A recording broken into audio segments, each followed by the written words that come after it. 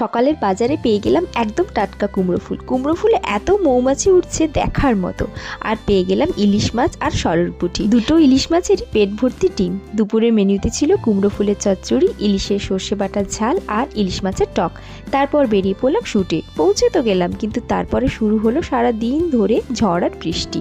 সত্যি বলতে বৃষ্টি আমি ভীষণই ভালোবাসি, তবে এই বৃষ্টি মন খানিকটা উদাসী করে দিয়েছে। সারাদিনে টানা বৃষ্টিতে দিন গড়িয়ে হয়ে গেল রাত। অপু শুরু করলো আমার মেকআপ।